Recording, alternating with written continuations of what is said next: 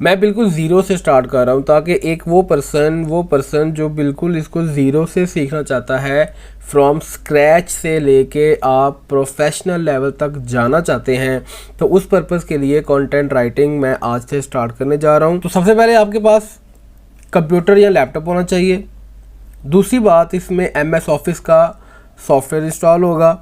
उसमें से हमने जिस पे काम करना है दैट इज़ MS वर्ड। आपको थोड़ी सी रिसर्च आनी चाहिए, ग्रामरली के बारे में पता होना चाहिए, क्योंकि हम नेटिव इंग्लिश स्पीकर नहीं है। प्लेजरिज्म को रिमूव करना है। प्लेजरिज्म का मतलब होता है कि आपने किसी का काम आपने कॉपी पेस्ट कर दिया, और क्लाइंट कभी भी प्लेजरिज्म वाला काम एक्सेप्ट नहीं करता। अगर आपने अपने बिजनेस को ग्रो करना है तो उसके लिए आपने क्लाइंट को मैक्सिमम लेवल तक जाके आपने उसको सपोर्ट करना है, ताकि वो नेक्स्ट टाइम ना कि खुद आए बल्कि साथ और बहुत से लोगों को लेकर आएगा।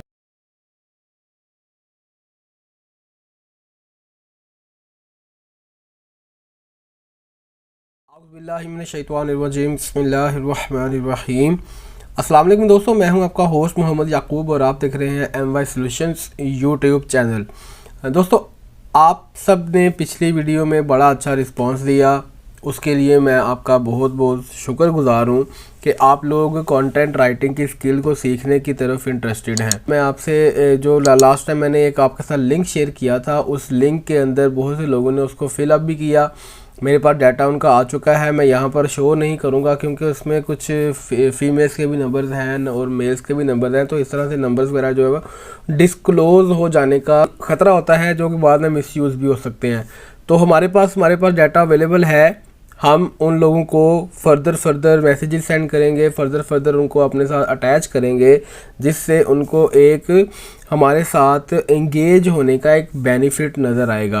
अब आप उस फॉर्म के ऊपर जाके आप फिलअप करना चाहेंगे या चेंज करना चाहेंगे तो वो चेंज नहीं होगा, फर्स्ट ऑफ ऑल। सेकंड बात ये है कि अब हमने प्रॉपरली इस कंटेंट राइटिंग के कोर्स को स्टार्ट करना है। तो मैं बिल्कुल ऑलरेडी पहले मेरी चैनल के ऊपर वीडियोस पड़ी हुई हैं, मैं उनके ऊपर इक्तफ़ा नहीं करूँगा, ना ही मैं ये कहूँगा कि पहले वीडियोस पड़ी हैं आप उनको जाके देखें, उसमें ये था वो था ये था वो था। तो ऐसी बातें जो हैं वो मैं यहाँ पर नहीं करूँगा। मैं बिल्कुल ज़ीरो से स्टार्ट कर रहा हूँ ताकि एक वो पर्सन जो बिल्कुल इसको ज़ीरो से सीखना चाहता है, फ्रॉम स्क्रैच से लेके आप प्रोफेशनल लेवल तक जाना चाहते हैं, तो उस पर्पज़ के लिए कंटेंट राइटिंग मैं आज से स्टार्ट करने जा रहा हूँ। इसका ये आज फर्स्ट लेक्चर है। अब हम मूव करते हैं कि कंटेंट राइटिंग बेसिकली है क्या। तो थोड़ा सा इसका इंट्रोडक्शन हो जाए, फिर हम सब बात करेंगे कि इसमें आपको क्या क्या कुछ चाहिए, किन किन चीज़ों की आपको ज़रूरत होगी। देन जाके आप एक कंटेंट राइटिंग के लिए आपके पास प्रॉपर टूल्स जब तक नहीं होंगे, आप कभी भी आगे अपने उस मकसद में कामयाब नहीं हो सकते। तो दोस्तों, फर्स्ट ऑफ ऑल आपको पता होना चाहिए कि आपने अगर कंटेंट राइटिंग करनी है तो उसके लिए आपके पास या तो पर्सनल कंप्यूटर होना चाहिए, डेस्कटॉप कंप्यूटर हो आपके पास, या फिर आपके पास आपका लैपटॉप हो। लैपटॉप और पर्सनल कंप्यूटर के अलावा आप कंटेंट राइटिंग नहीं कर सकते। बहुत से लोग मुझसे रब्ता करते हैं कि सर क्या हम मोबाइल के ऊपर कंटेंट राइटिंग कर सकते हैं? तो भाईजान कर सकते हैं, लेकिन वो आपका बिल्कुल बिलो एवरेज आपका काम होगा। उसमें ना आप ग्रामेटिकल मिस्टेक्स चेक कर सकते हैं, ना आप उसको प्रॉपरली क्लाइंट को प्रेजेंट कर सकते हैं। तो बेहतर है कि जो उसकी लवाजमात हैं उनको पूरा किया जाए, जो उसकी रिक्वायरमेंट्स हैं उनको पूरा किया जाए, ताकि आप इजीली अपने काम को अच्छे तरीके से प्रेजेंट कर सकें। दूसरी बात, आपने अब कंप्यूटर को ऑन कर लिया। कंप्यूटर को ऑन करने के बाद अब आपने जो काम करना है, आपके पास MS ऑफिस का सॉफ्टवेयर इंस्टॉल होना चाहिए। तो सबसे पहले आपके पास कंप्यूटर या लैपटॉप होना चाहिए। दूसरी बात, इसमें MS ऑफिस का सॉफ्टवेयर इंस्टॉल होगा। उसमें से हमने जिस पे काम करना है दैट इज़ MS वर्ड उसके अंदर इंस्टॉल होना चाहिए।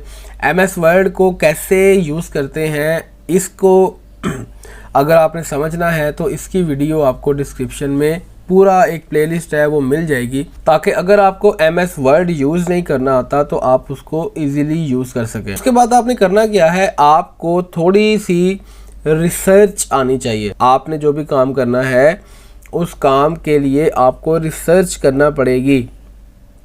सर्च इंजन्स में जाके, गूगल में जाके आपको डिफरेंट टॉपिक्स के ऊपर आपको रिसर्च करना आना चाहिए। अगर आप रिसर्च कर सकते हैं तो आप कंटेंट राइटिंग में बड़ी जल्दी आप एडजस्ट हो जाएंगे। तो उसके लिए आपको डिफरेंट एंगल से आपको रिसर्च करनी आनी चाहिए। आपने जब अपने कोई भी टॉपिक आपको क्लाइंट असाइन करेगा, उस टॉपिक के बारे में थोड़ी बहुत नॉलेज जो आपके पास अवेलेबल होगी, लेकिन उसके अलावा आपने मज़ीद रिसर्च करना है कि इस फील्ड के अंदर और क्या क्या चीज़ें हैं। उनको रिसर्च करें, उनको समझें। समझने के बाद आपने उसको अपनी राइटिंग के अंदर आपने उसको एक्सप्लेन कर देना होता है। देखें, वो एक कहावत बोली जाती है कि हमने व्हील को दोबारा से इन्वेंट नहीं करना, चीज़ें पहले से अवेलेबल है, जस्ट आपने वहाँ से ओवरव्यू लेना है। ओवरव्यू लेने के बाद आपने उसको प्रेजेंट कर देना है इन योर ओन वर्ड, ठीक है। अब रिसर्च करने के बाद आपको, अब जारी बात है, आपने उसको टाइप करना है वर्ड के ऊपर। तो टाइप करने के लिए आपको टाइपिंग भी आनी चाहिए, ठीक है। आपको कीबोर्ड का यूज़ आना चाहिए। कीबोर्ड के ऊपर आपने लिखना है, कीबोर्ड को यूज़ करके आपने जब लिखना है तो उसके लिए आपको फिर टाइपिंग भी आनी चाहिए। अच्छा, टाइपिंग के बाद अब नेक्स्ट जो टूल आता है दैट इज़ के वो आपको ग्रामरली के बारे में पता होना चाहिए, क्योंकि हम नेटिव इंग्लिश स्पीकर नहीं हैं, हमें इंग्लिश नहीं बोलनी आती, हम इंग्लिश हमारी मदर टंग नहीं है। तो उसके लिए आपने क्या करना है, आपने एक टूल सीखना है that is Grammarly. No doubt के वीडियोस पहले पढ़ी हैं, लेकिन उसके बावजूद मैं आपको ज़ीरो से सिखाऊंगा कि ग्रामरली को कैसे हम यूज़ करते हैं, कैसे हम सिस्टम में यूज़ कर सकते हैं, कैसे हम इसको ऑनलाइन यूज़ कर सकते हैं, कैसे हम वेबसाइट के ऊपर जाके इसको यूज़ कर सकते हैं। ठीक हो गया। अब ग्रामरली के बाद अब आपने काम भी कर लिया, उसकी ग्रामर भी चेक कर ली, देन बारी आती है कि आपने अब उसमें प्लेजरिज्म को रिमूव करना है। प्लेजरिज्म के बारे में बहुत से लोग जो न्यू कमर्स हैं उनको नहीं पता होगा प्लेजरिज्म क्या होता है। प्लेजरिज्म का मतलब होता है कि आपने किसी का काम आपने कॉपी पेस्ट कर दिया है। मिसाल के तौर पर आप लिखने जा रहे थे कंटेंट राइटिंग क्या होती है, कंटेंट राइटिंग के बारे में आपने सर्च किया, बहुत सारी वेबसाइट्स के ऊपर कंटेंट राइटिंग के बारे में लिखा हुआ है। आपने क्या किया, आपने उसी को देखकर आपने अपने वर्ड डॉक्यूमेंट के ऊपर उसको टाइप करना शुरू कर दिया।